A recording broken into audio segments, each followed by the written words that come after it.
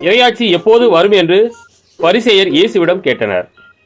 அவர் மறுமொழியாக, இறையாட்சி கண்களுக்கு புலப்படும் முறையில் வராது.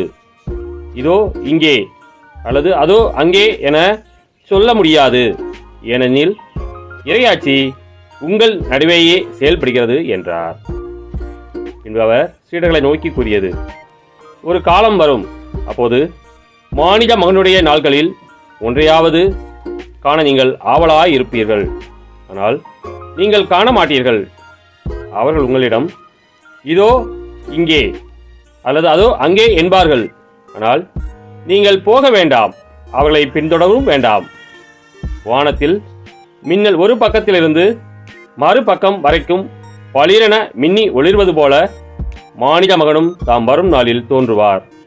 ஆனால் முதலில் அவர் பல துன்பங்கள் பட்டு இந்த தலைமுறையினரால்